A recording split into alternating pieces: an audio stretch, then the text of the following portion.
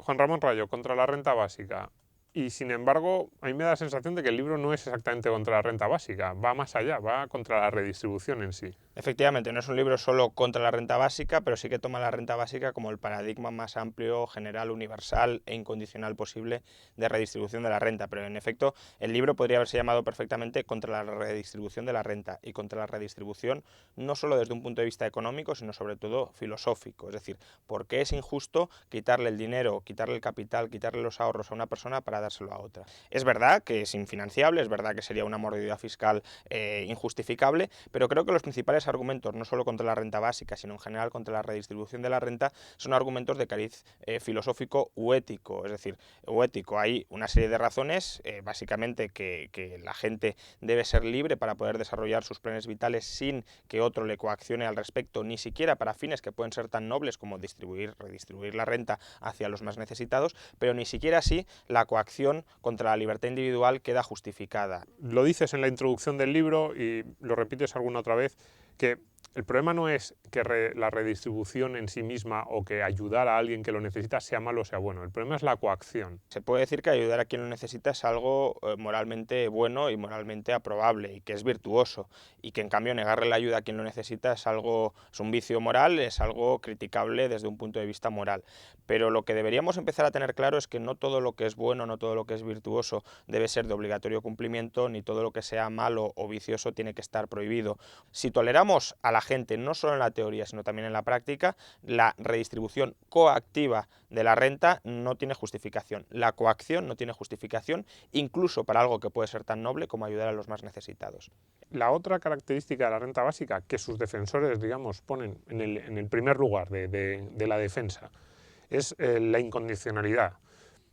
Y sin embargo, yo creo que tú la planteas como tu primer punto de ataque, el hecho de que sea incondicional, el hecho de que no haya que hacer nada y el hecho de que eso permita que cualquiera pueda vivir del otro sin ni siquiera intentar integrarse en la sociedad. Sí, efectivamente, hay un problema básico con la incondicionalidad, y es que un derecho incondicional implica una obligación incondicional por parte de otra gente. Entonces, para que haya un derecho de verdad a la renta básica, otro tiene que tener la obligación a trabajar para pagarte la renta básica.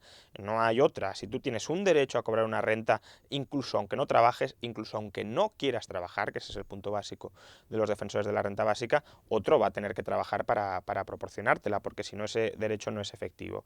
Es muy equiparable a los trabajos forzosos. Es decir, ¿por qué es más lícito que le quitemos a una persona la mitad del dinero que gana trabajando día a día 8 horas que le obliguemos a trabajar día a día 4 horas? Y desde ese punto de vista puede haber gente que piense, bueno, pues hagamos un subsidio incondicional, porque al final con los subsidios tal y como está establecido en estos momentos, lo que ocurre es que estamos todos en una especie de lotería. Hay veces que de repente recibimos subsidios porque por casualidad nos hemos visto metidos en esos grupos que el Estado ha decidido beneficiar, y otros años no recibimos ni un duro porque no estamos en esos grupos, con lo cual puede haber gente que piense, pues casi es más justo, nos lo damos a todos y nos dejamos de esa especie de puzzle que está constantemente haciendo el poder político.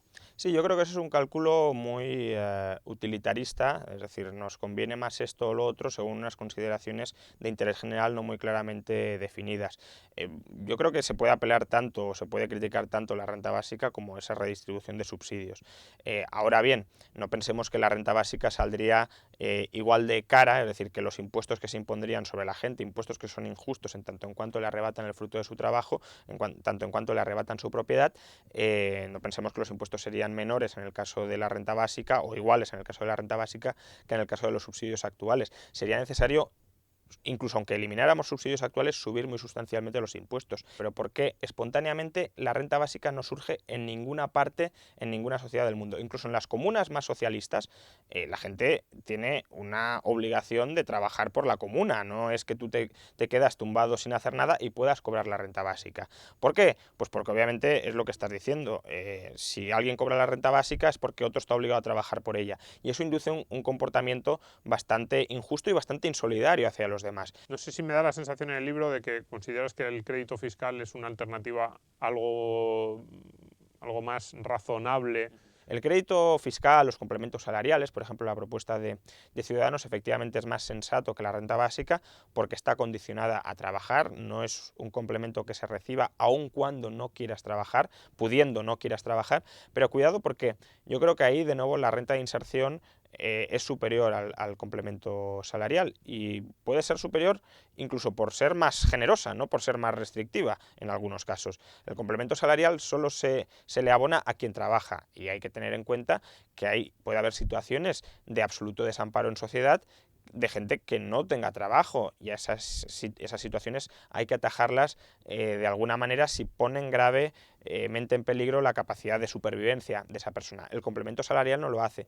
Por tanto, ¿qué sentido tiene instaurar una medida que puede beneficiar a gente a la que no está justificado éticamente beneficiarla y que en cambio deja desatendida a gente que sí parece razonable que tenga una ayuda de última instancia para subsistir? Y por último, después de todo esto que hemos dicho de la renta básica, yo sinceramente en muchas ocasiones he pensado que este va a ser el futuro. Puede haber una tentación en todos aquellos que generan el dinero que digan, deja de cobrarme tantos impuestos, yo estoy dispuesto a pagar una renta básica que sí que quizás la podrían pagar en esos niveles de renta per cápita y déjame el resto del dinero para mí, para que además eso, pues yo me busque los servicios. Sí, yo ahí diferenciaría dos cosas. Una es la previsión, que yo creo que por desgracia si vamos hacia ese mundo de renta básica universal, universalmente reconocida. De hecho, en parte el libro es un libro que trata de criticar anticipadamente ese escenario futuro que me parece muy verosímil. La otra, que ese escenario futuro sea deseable. Yo puedo comprar la idea de que un país con renta básica y todo privado es preferible a un país donde existe un amplio estado de bienestar y además subsidios. Es decir, la renta básica, si es como alternativa, como sustituto radical del estado de bienestar, es financiable, no es más cara que el estado de bienestar actual e incluso pues sí que habilita a la gente a que pueda gestionar su propio dinero y que no se lo quite el poder político. Pero creo que sería un error que los liberales se centraran en defender ese modelo como una especie de componenda pragmática, en plan, pues bueno, esto es lo que razonablemente podemos llegar, por tanto es lo que tenemos que defender. No creo que sea la privatización del estado de bienestar con renta básica, no creo que sea un objetivo especialmente verosímil o especialmente realista. Y la renta básica que tiene que cobrar la gente es que no le quiten el dinero. Y si logramos que no se le quite el dinero a la gente, tendríamos un escenario mucho más compatible con el liberalismo, que es un estado del 5%, del 4%, del 3%, con disponibilidad y accesibilidad amplia de los servicios básicos. Por tanto, creo que sería despilfarrar los esfuerzos intelectuales, centrar la batalla en decir vamos a un mundo con renta básica y sin estado de bienestar, porque el esfuerzo intelectual, el esfuerzo de divulgación, el esfuerzo de convencimiento, de persuasión que hay que hacer para llegar a ese mundo no es muy distinto al que hay que hacer para llegar a un mundo verdaderamente compatible con los ideales liberales. Entonces, si tenemos que hacer un esfuerzo similar, ¿por qué ir a uno que sea de compromiso y subóptimo cuando podemos ir a uno mucho mejor?